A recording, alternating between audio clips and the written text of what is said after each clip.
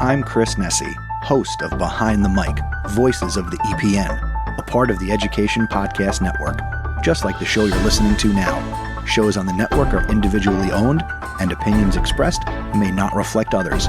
Find other interesting education podcasts at edupodcastnetwork.com. Hey, I recently was interviewed by Chris Nessie, the founder of EPN. EPN is the Education Podcast Network. He has a podcast called The House of Ed Tech on there, and he also has his podcast called Behind the Mic. Behind the Mic is where he interviews the other podcasters on EPN. That's right. He talks to us about, why we made the podcast, why we stuck with it, what happened along the way, what equipment we use, what we learned that from mistakes, and what we learned from just by doing. And it's pretty cool, and you get to hear from all of us. So good stuff. I'll put a link in the show notes. I hope you go listen to it as well as share it with a friend. That'd be so cool. Thanks. Hey, welcome back. Steve here, and today I'm talking with Amy Meislin Pollack. She was a teacher for over 4 decades. She's a parent, a grandparent, and she also is the author of these cool books, The Adventures of Jelly Bean and The Further Adventures of Jelly Bean, which are coming-of-age stories. You're going to love this. Awesome stories, great characters. You're going to love it. Thanks for listening. And by the way, it would be so cool if you went to my website, stephenmiletto.com/reviews, and left a review. Could you do that for me? You're so cool.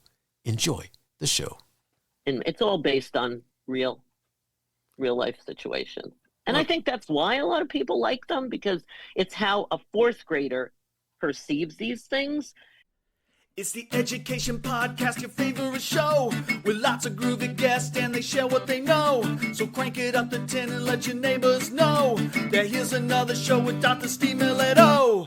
Teaching, learning, leading, K-12. Teaching, learning, leading, K-12. Teaching, learning, leading, K-12. With Dr. Steve Miletto. Amy Meislin Pollack was a teacher for over 4 decades, raised 3 children, and loves to play with her 7 grandchildren.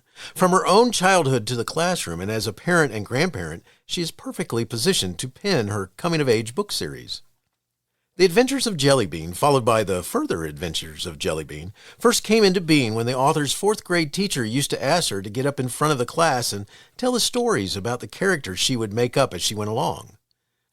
Several years later, she started writing these stories down and would work on them periodically in any free time she had during her teaching career and raising her 3 children.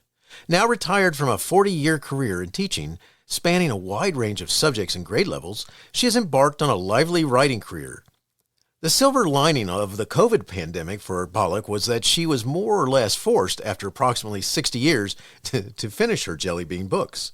Her books are about a young girl whose life is always changing and how she adapts to these changes. She tries to work out relationships with her friends, her parents, her older brothers, her uncle. Her parents do not want her best friend, who is of mixed race, to visit. Another friend is anorexic. One brother drops out of school, and a grandparent dies. Pollack earned a BA in English from Goucher College in Baltimore and received her master's in English from University of Pennsylvania Graduate School of Education. She was certified as a secondary education and reading specialist for grades K through 12 and earned a special education teaching degree from NYU, allowing her to teach disabled students. For 6 years, she was a professor of writing and a teacher in the tutoring center at Montclair State University in New Jersey. She lives in central New Jersey with her husband and their dog named Bunny. For more information, please see her website at amypollack.com, and I'll have that in the show notes when we talk about it later. So here's a little bit about the Adventures of Jelly Bean.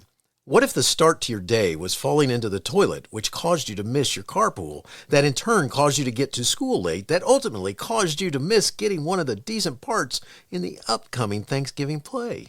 That is exactly what happens to 4th grader Jelly Bean on the day we first met her. Things only go downhill from there, and no one at home seems to have much time for her, except Roger Over, her beloved dog. Here's a little bit about the further adventures of Jelly Bean.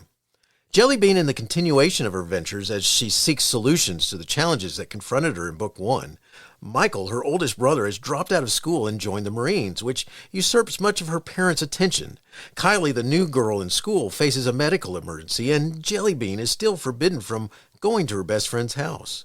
She has to decide how to deal with these dilemmas and more. Along the way, she learns about love, death, pain, relationships, the difference between right and wrong, and the value of friendship.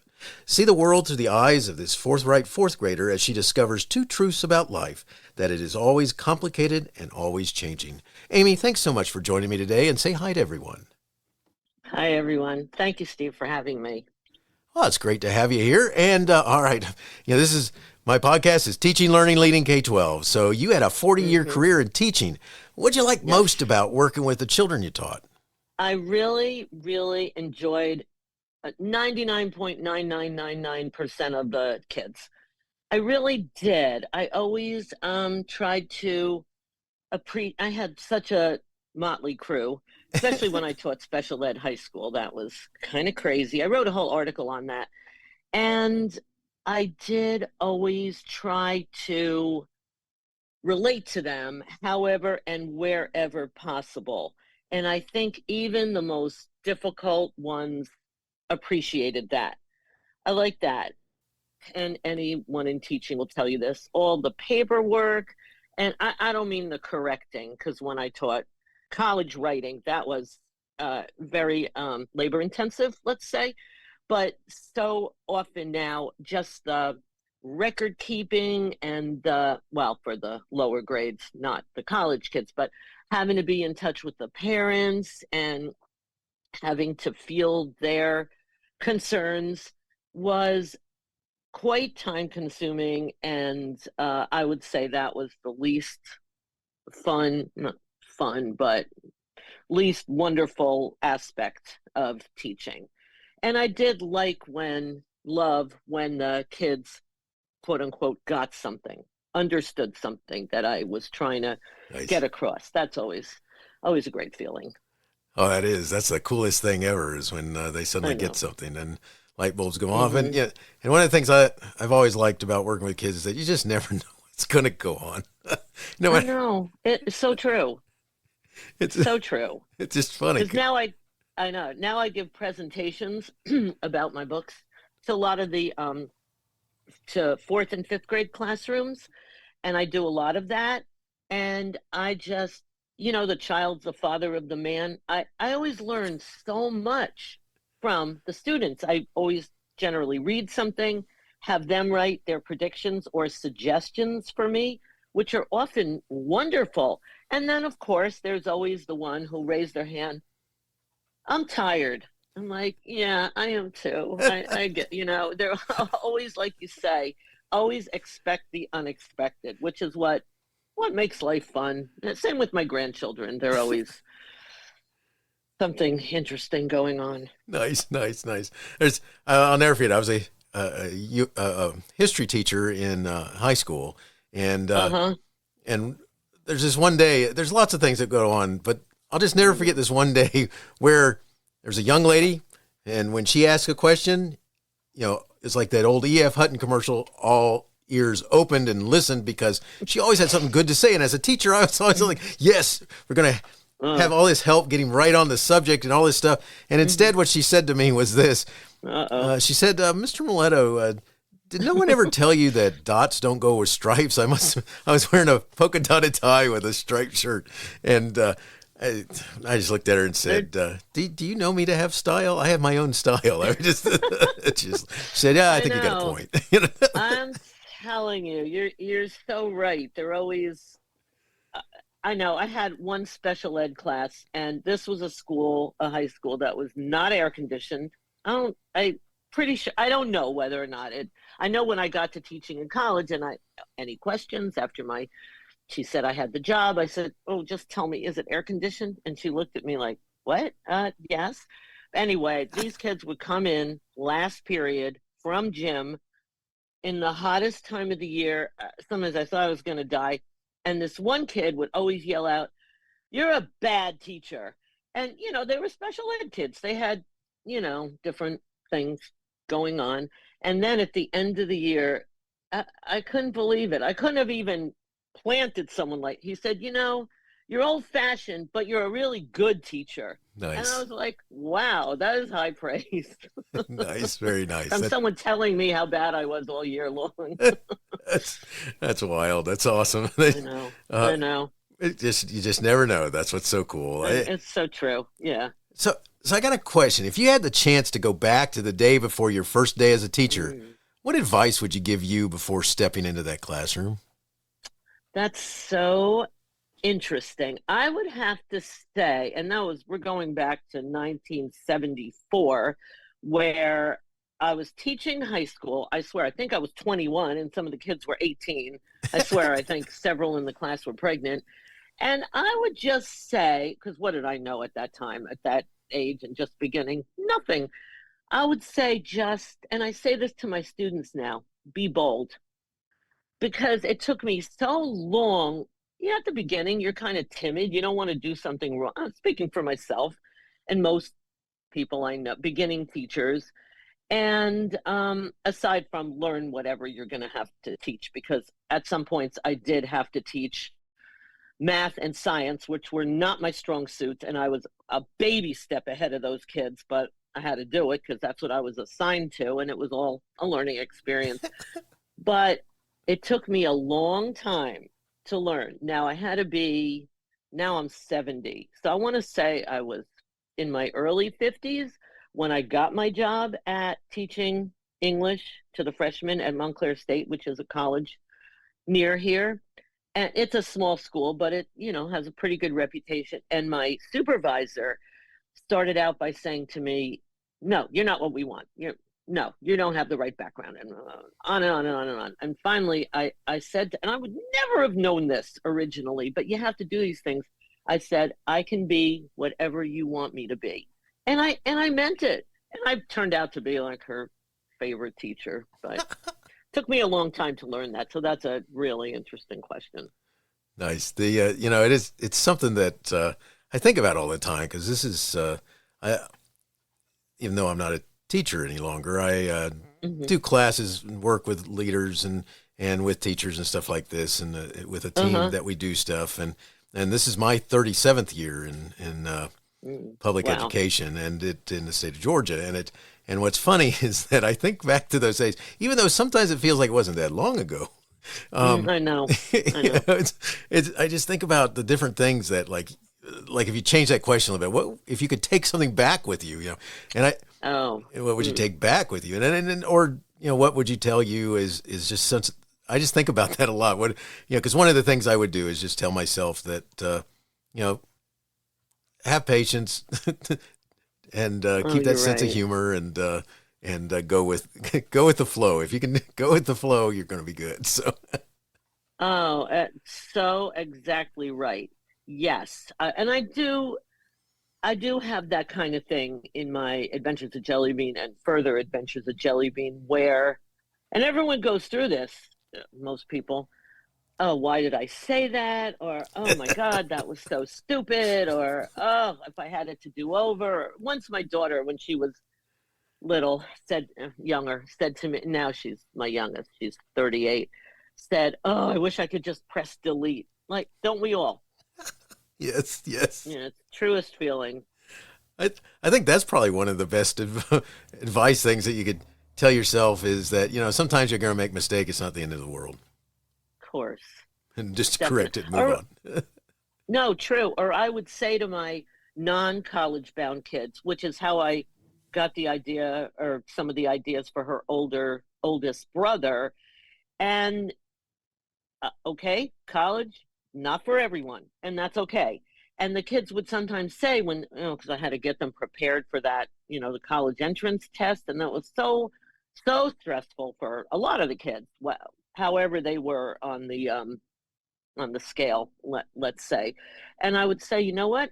It's a big world out there. And and a lot of the other teachers thought I was nuts, but I took that particular class, not my non-college bound kids, to my husband's office one day. He worked at a big law firm in New York City. Underground, I don't know how much has changed by this point, but there was a whole other city. It was security, it was audiovisual, it was, I'm trying to think what else, all the other ancillary parts of the firm. And even my husband's secretary, who was of color, and she could relate to a lot of the kids, said, if you show up, if you have a smile, if you get there on time, if you're, looking presentable, you can do this. and you can rise to a supervisor position. And I don't know what really didn't follow up, don't know what happened to these kids, but if they had gotten any one of those kind of jobs, they could have gotten benefits, health insurance and so forth, which would have been a big deal. Right. Very nice. And they all said it was the best day of their lives. Oh, cool. Very cool. You just never know what some of those types of visits can do to change some thoughts about what the future is going to be, I guess. Right. Exactly. So important. Very much so. So, all right. So let's talk about your books. So what inspired you to write The Adventures of Jelly Bean? I mean, lots of us have ideas, but they never get any further than an idea. I know. And I was in that category for a long time. So what happened was, and I always talk to when I go in to give my presentations, I talk to them about procrastination, which I am so guilty of. Obviously, it took me this long to write my books. And okay, I can say I was busy. I was in school. I was working. I was raising 3 children. I babysit a lot for my grandchildren. I was helping out, and my parents are long gone. I was helping out with sick parents, et cetera, et cetera, et cetera. Finally, if you do have an idea, speaking for myself, and I'm from a family of writers, you just have to start writing. And your ideas will come. Even like my dad would say, just move your hand across the page. Even if you're writing I, and you write down your thoughts, or you, how you weave your idea. I just write what comes. I'm not very good at outlining. I know that was one of the questions, and one of your questions, such a good question. And I'm in the more do as I say, not as I do category in that regard. I like that. I think, and I read a lot of books on it, and I try hard. It's just sort of not how I'm wired. My characters tell me what they want me or need me to do. I like that. That's cool. That's because it's Thanks. We're all a little different that way, and I think that's cool that that's what you do, and especially that you can say that's what you do too. So it's like, let's see where we go today. So I like that. That's nice. Thanks. So where'd the characters come from? I mean, how'd you create them? Was there already had like one in mind, like one was a grandchild, yes, or you, or something like that? Or oh no, my grandchildren weren't born at that point when Jelly Bean was. So what had happened was, all right, as you said, first when I was in 4th grade, and my teacher would call me up to the front of the class, and I would tell these stories about this little girl when I was in 4th grade. So that's where she originated. Off the top of my head, because I was always good at making up stories. Nice. A lot of things I'm not very good at, but that I can do.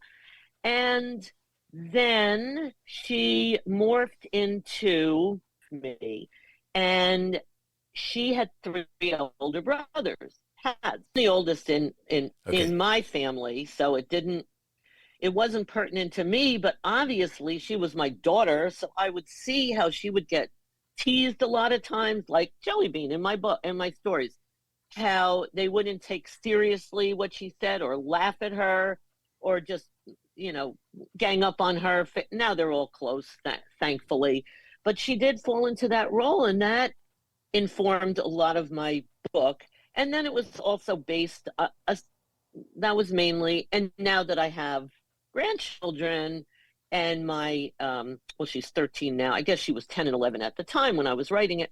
My oldest granddaughter would help me with certain situations, like, oh, don't put that, or yeah, that would be good, or why not have her do that? Like when she tries football. And I remember saying, really? Like, okay. She goes, it's flag for the girls. I'm like, okay, sure, I'll have her try it. And then like my daughter, she didn't want to do a lot of things, but that was realistic. Oh, and sometimes when you say what things you might have wanted to do over, I did force her to do a lot of these things, such as different sports. She liked the cheerleading, but some of the others she could have passed. And I always forced her to do them. And now I think, I don't know, would I have done the same being a grandparent now? I don't know. Maybe not.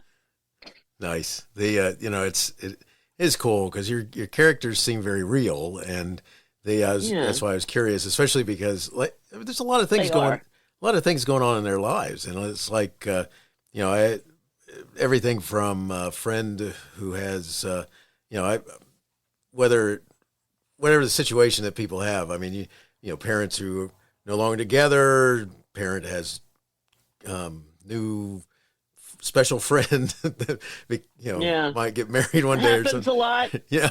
Oh yeah. And the definitely. the stresses that puts on a kid and stuff like that, because not that it's not something that doesn't happen in life, because it does. And that's what I thought was interesting, is that as the kids deal with this type of stuff, and I think I think that's one of the cool things that you've gotten into, is feels like kids dealing with the stuff that happens around them. So Yes, it's so exactly true. They are all real life situations. All. I remember when one of my sons was, a lot of them were, thank God it didn't progress too far. Now has 3 of his own kids and a wonderful job and so forth. But for a while there, he did some drugs and some alcohol, and that's a big problem for a family, and it's so prevalent. So there's that. Then the anorexia, which I know many cases of, and that's a very, very tricky one to deal with.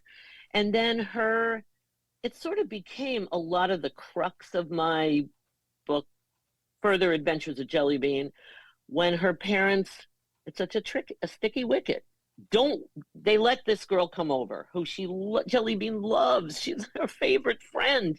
They won't let her go there because there are elements of danger in her home. There are. But how do you explain that to a 4th grader who, it's her good friend, it's her most loyal, wonderful, terrific friend, but she has a household that could contain some danger, and the parents aren't around a lot because they can't be. And yeah, she has another friend whose parents are getting divorced, and that's obviously a very, for many reasons, common situation. And lots of other true to life situations, and it's all based on real life situations. And I think that's why a lot of people like them, because it's how a 4th grader perceives these things. And I'm trying to think, because my book 3, my clever title, but not really, Still Further Adventures of Jelly Bean, my publisher is interested in publishing. And in that, she does have a friend whose parent dies, it's tough. And her mother makes her go over there. She doesn't want to, confront a lot of these things. Yeah, and that's what it makes feel real. Like I said, what's going on, and seeing it through the eyes of a 4th grader, and it's something that it's some rough stuff. Even though you can, kids recover through it all. It's just that it's still. I mean, especially when I used to tell people, because those age brackets right there, I had. Let's just put it this way: I have several former used to be step families. All right. So multiple ones. All right. If that helps.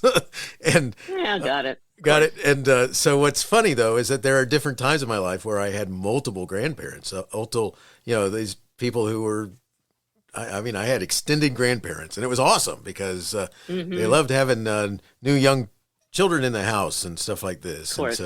And it was a blast. And then lost those extended grandparents, but they staying in touch with us anyway. So then I actually expanded it even further.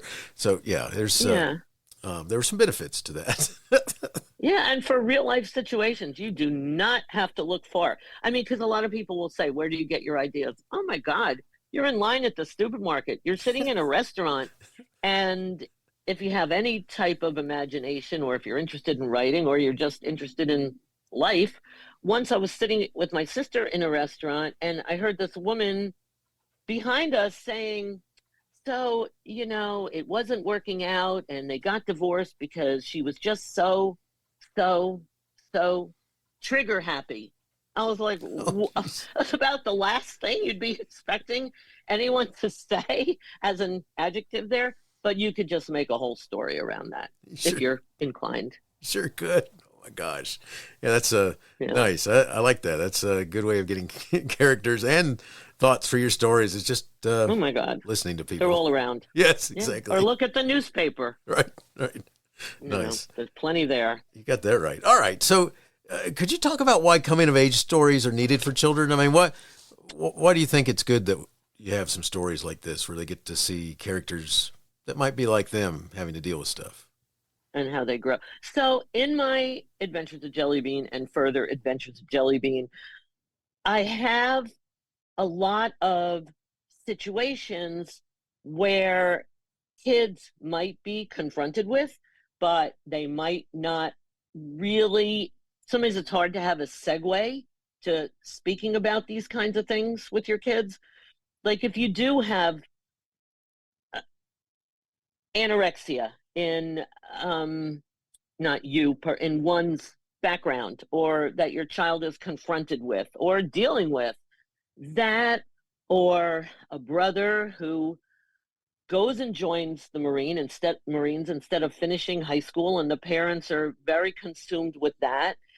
These various situations that come up in my book, say a parent is reading these to their child or discussing it with their child. It's a good lead in to have a discussion about these things that are kind of tricky. Sometimes they have a friend who's heading into drugs or has that issue in their family, or even just not getting along with a family member.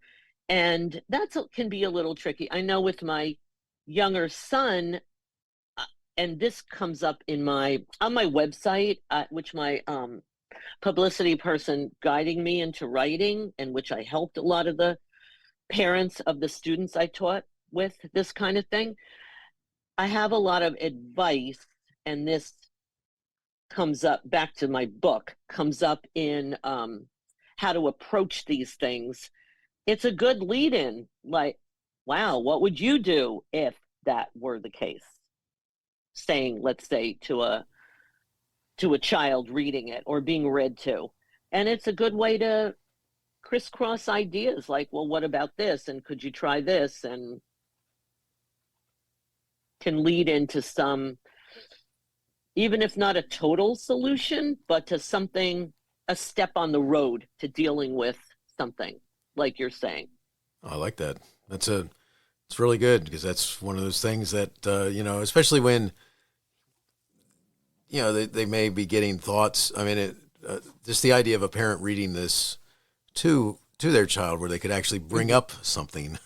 And, right. It's just hard. Yeah, it is hard, because there's just different things that, I have my own experience, not me talking to my kids. It was the other, when I was a kid, having the conversations about what's getting ready to happen in the family. And those are kind of awkward moments, but I could say that for another time. So always. Yeah, I could always imagine what the lead up to those conversations were. Oh gosh. One of the things, let's talk about this. I mean, one of the things you deal with is friendship and stuff like this in your books. Oh my God, do you think that some kids need help making friends and dealing with issues of popularity? I would say, I'm going to say most kids really do. From my experience raising my children, and now with my grandchildren, and having been in all these various schools, it's so tricky, because especially with issues of popularity, you want to guide your kids and help them, but you're not right on scene with them. So as much as they're willing or able to talk to you about, with how much are you going to do to maintain a friendship with X and such? Do you want to be out all night long when they get a little older? Is it important for you to go along with the crowd? And that's where Jelly Bean comes in, because I make her, and I guess this is why in my not my Kirkus review, my US review, I was kind of happily surprised when the reviewer said she's a role model. And I was like, wow, I wasn't realizing that, but I guess so, because she's her own person. And I will also say it's related to a lot of other books that I've taught, such as Shakespeare. When I did it with my lower level classes, And there are a lot of less. Well, why do you think he's so popular for all these years? But I would say in Macbeth, what would you do for someone you are in a relationship with? Would you lie? Would you steal? Would you kill? You know, and on a different level, how far would you go to be popular or to be in with these particular kids? And it's very tricky, and kids need so much guidance with that. Very hard. As my one friend said, life revolves around what gets said at the lunch table, and that is the truth. Very much so. Very much so. And just navigating it all, because no matter how hard you try, there's never something. there's always some dangerous path that you weren't expecting because of something you said or something you did, or my God, so true. Yeah, so it's just a sad thing. I mean, I'm only laughing because experience a bunch of that stuff. Like because you're talking to the kid who couldn't get his potato chip bag open, and of course it spewed all over the place when it finally got open, and it's like, and then you're the potato chip kid. So, Oh, I know. It's like, so nice. it's traumatic. Very much so. It really is, going through childhood and young adulthood. You got that right. Do you have some advice for parents when they have strong disagreements with their children? I mean, because that's another thing that happens is we have these disagreements, and I think some people, it's traumatic to the adult more than it is to the kid, and they don't realize that. So true. Well, I will say that, not to give I don't even know if this book is still in print, but with my one son, we had so many disagreements, especially in those teenage years, which are brutal for a parent and from the kid's point of view also. And we weren't having the best time communicating. Let's put it like that. And at those ages, even when my kids, have issues with their little ones. Oh, she won't do this. She won't eat. And blah. I feel like saying, oh, God, wait till they're teenagers. But what this one particular book, I don't even know if it's still in print, but I'll give it a plug anyway. It's by two women. And I read all the books at that time. I said, all right, it's either this, I'm going to find, now you'd go online, but back then that wasn't around. It's a book called, generic title, Positive Discipline for Your Teenager. And it's by two women, Lott and Nelson, Lott and Leson. I got some of the books were too lenient for me. Some were too strict. They just didn't speak to me. Maybe they'd be good for somebody else. But among the suggestions, and I did kind of copy a little bit in my suggestions, my 15 suggestions, which are on my website, amypollack.com. One is, if you want your child to talk to you, if you switch around the letters in listen, you will get silent. This is the hardest thing. When you want to scream at them, or you have something you want to impart to them, you have to be silent. And I really tried this, and it really worked. Say they're getting a snack or whatever. You go into the kitchen, empty the dishwasher, whatever, make like you're busy, grade papers if you're a teacher. And eventually they will say something. They will start talking to you. And that can lead in, you can't be overly forceful, but at least as a teenager, you've gotten the conversation, the communication going. They might talk about something. Oh, I remember my one son. There was so much I wanted to talk to him about. Like, I can't have you going out on weeknights. I need you to sit down and finish your homework. And he was a very bright kid, but didn't feel like doing what he was supposed to do. And what did he finally start talking to me about when I was silent? Oh, the kids in my band, they're not, you should see what they come dressed at. I'm like, oh my God. But you have to go with it. And then you say something to the effect of, I just listened to you. Now, can I ask you to please listen to me? No, I don't want to. Okay. Can you give me a time when we could go out and talk about some things? And you work at it. There's a lot of back and forth, but eventually it'll pay off. It's better than slamming the door and all that jazz. Much better. So good stuff. I like that advice. So good. Like it. Not easy. No, not easy at all. Not especially when there's any number of things that that could happen that could, set you off, like rolling of eyes or it's just, smirking oh or, my God. something I like know. that. Yeah, so, I know. but I like And that does happen a lot in my books, needless to say, because it's all part of it. that it is. That it is. I love it. All right. So let's talk about how grandparents and parents can help kids navigate the problems of growing up. What do you think? I mean, especially let's talk about grandparents here for just a minute. Well, I would have to say, of course, I have to make the grandmother a big hero in my story. I mean, I have to. Of course. But Of I think course. that's another reason why my Adventures of Jelly Bean and further Adventures of Jelly Bean and what's coming out, still further Adventures of Jelly Bean, why a lot of people respond to them. I do represent all the generations. I really do. And in the part where, oh, spoiler alert, I guess it's okay to say what happens in my books. If you're going to read them, it's, as I tell my kids, it's all in the how and see what you think. There you go. She sneaks to go to her friend's house, Jelly Bean. All right. Not a parent's favorite scenario. But when I had said to my daughter, what would you do? As if I didn't know the answer. If I didn't allow you to go to someone's house. She had 2 seconds. She answered, that's easy. I'd sneak. I'm like, all right, I got to put that in there. Nice. So when her mother picks her up, very unhappy, and I'm going to get emotional because this is in a real life scenario. The grandma who's in the car because her husband has just died, which is what happened in my family, but she calms down the mother and says to her, she just needed to go. She just wanted to go visit her friend. Like, I want you to understand that.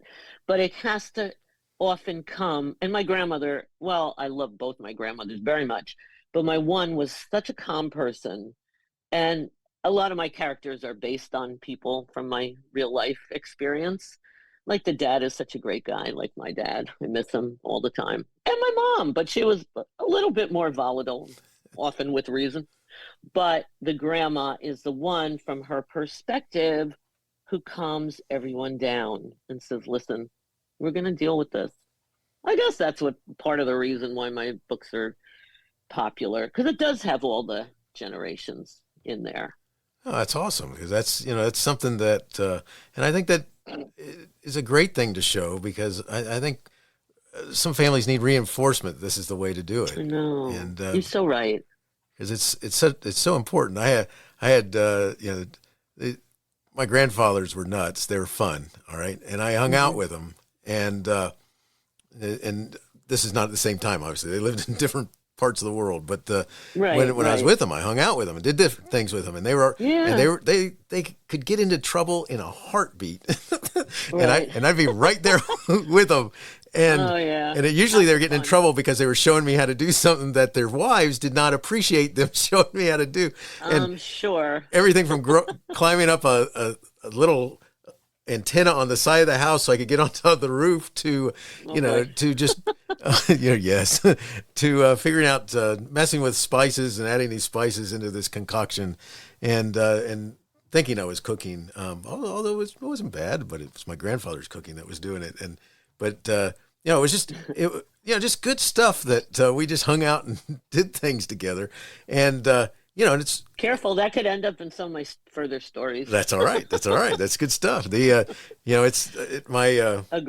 I have the one grandfather. He had all these friends, and he'd go visit them. So when he and and my grandmother would get in, his wife would get into disagreements about this, that, or the other, and he's supposed to run on an errand, they would switch to Italian and they'd start talking, and I would not understand it. And and so they'd switch to that, and then eventually it would all end with this. Yeah. And he'd go, come on, Steve, let's go. And so we'd go, and he'd always try to make up for it so that after we visited his friends on the way home, he would make sure he stopped and bought something. All right. Now, usually it was, I don't understand. If he only asked me, I could tell him. I'd say, what you're doing, you're mean well, but it's going to get you in trouble. And like my favorite one was he had a good friend who worked in the fruits and veggies department at some massive type of setup, and so he stopped by there and he bought a flat of blueberries. Oh no. Yes, and so we go back home, and he's like, "Hey," and they're chit chatting, and next thing I know is I hear switching to Italian. Hey, yeah, it's all this stuff about the flat of blueberries, and basically, what am I going to do with a flat of blueberries? And Oh God. so That is so funny. that was hilarious. And my other one, he's the one he's teaching me how to get on the roof and stuff like this, and Oh boy. which And led me to luckily climbing you were trees. Okay. Oh yeah, it was Oh. good, but it led me to climbing trees and all kinds of other stuff. But it was all good fun. But I think where I go, the only reason why I share these stories is because, like what you're talking about with the characters, that I think a lot of times this is missing.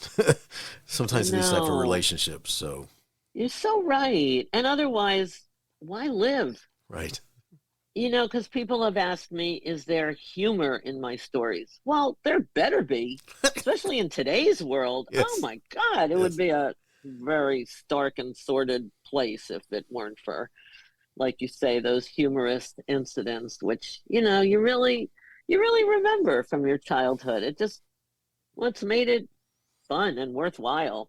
most definitely, most definitely. You just never knew what was going to happen. I know. You just those things that happen and work out, and I think you just learned some lessons from them. I mean, it's Oh, totally. it's, you think about how everything from going fishing with each other to and solving the world's problems to doing things like my one grandfather he was a manager of a drive-in. Uh-huh.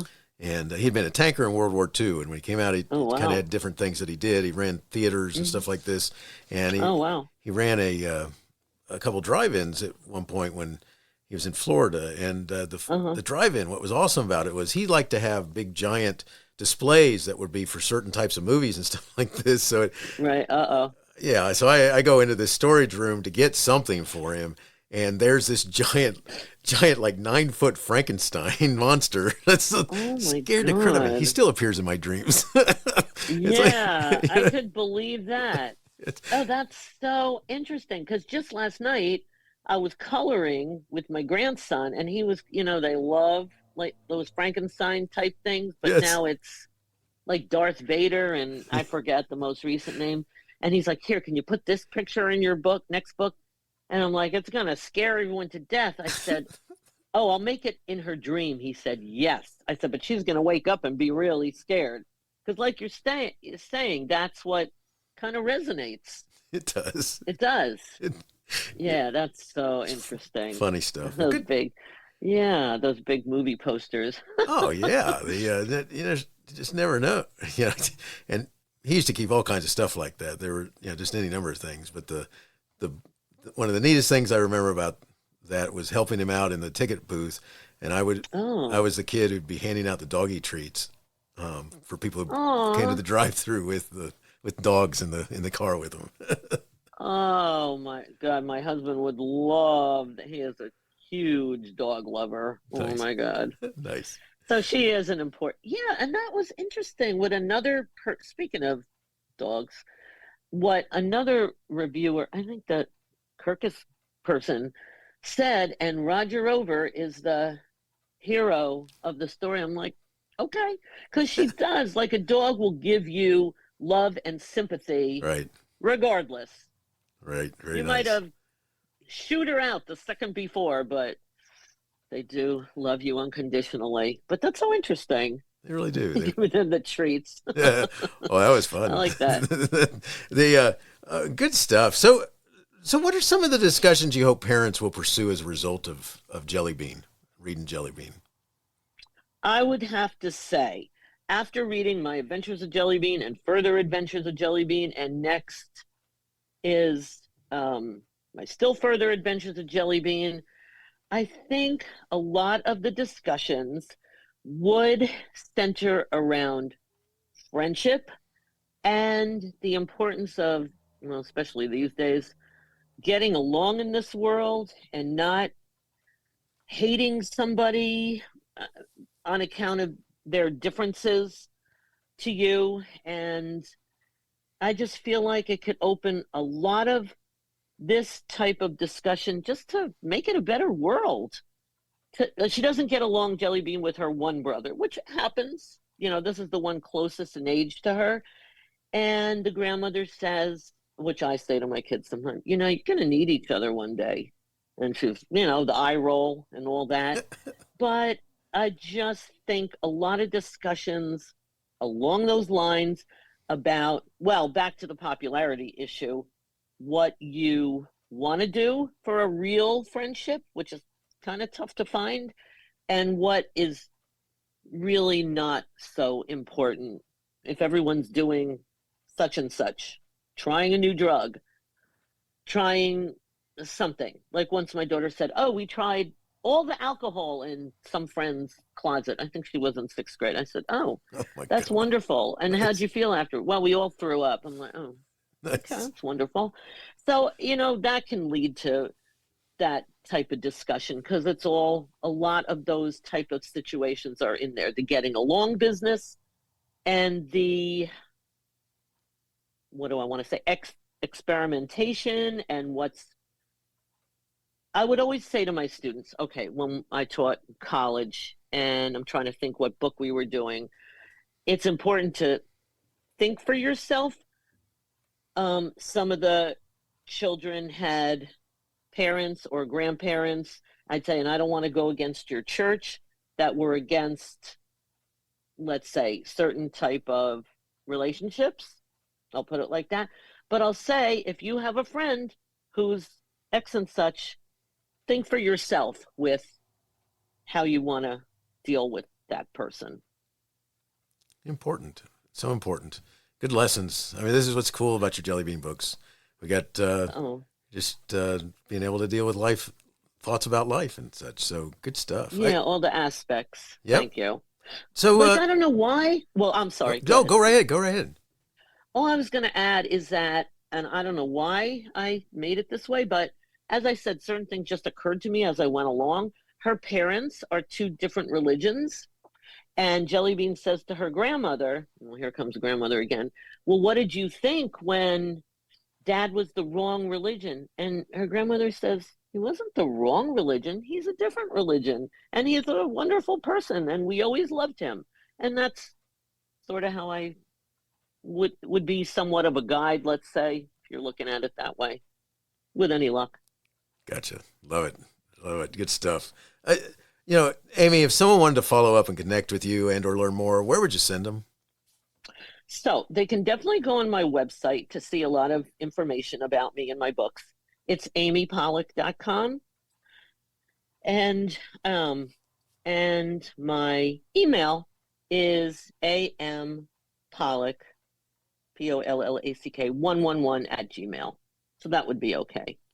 Nice. I'll make sure that information's in the show notes so it's easy for them to find. And I have one last question for you, and it's just a question I like to ask my guests, and it goes like this. Do you have a teacher in your past who made a difference in your life? If so, who was it, and what would you say if given the chance to say thank you? I'm sure they're probably not around anymore, but I did love my 4th grade teacher, the one who let me get up and encouraged me to get up in front of the class. Her name was Mrs. Trenham, and she was wonderful. And they used to teach geography, which I don't think they really teach anymore. Right. And Mr. Fortunato, and he was amazing. And he was in 7th grade, which for me was a gazillion years ago. But I learned so much from him. I had some teachers I don't like so much. But, my dad would always say, no matter where you are, you're just lucky if you get a good teacher. And that is the truth. I agree. I do agree. I bet you're a great teacher, Steve. Oh, too kind. But had a blast doing it. And I have some, I think the kids did too. But that was my goal, to overcome some of the ones that I had. But, yeah. And I do give presentations. I travel around different places for 4th and 5th graders primarily. That's cool. A lot of fun. That is fun. Especially, I like that. Nice. Well, cool stuff. Amy, thank you so much for talking with me about your books, The Adventures of Jelly Bean and The Further Adventures of Jelly Bean. I love the focus, great characters, excellent stories, and I'm wishing you the best in all you do. Oh, you too. Thank you so much, Steve. Hey, you have been listening to Teaching, Learning, Leading K-12, a podcast to help you help kids achieve their dreams. Teaching, Learning, Leading K-12 is a member of the Education Podcast Network. Podcasts for educators, podcasts by educators. Teaching, Learning, Leading K-12 is a member of the podcast network based in Canada called Voice Ed Radio. Voice Ed Radio, your voice is right here. The opinions expressed on Teaching, Learning, Leading K-12 are those of the guests and host. Teaching, Learning, Leading K-12 is intended to share ideas, advice, and suggestions. Teaching, Learning, Leading K-12 is produced for educational purposes. Hey, thanks for listening. It would be awesome if you visited my website at stephenmiletto.com and connected with me, left a review, and listened to more episodes. And by the way, you could also share it with your friends, with your family, and your colleagues. Thanks so much. You're awesome.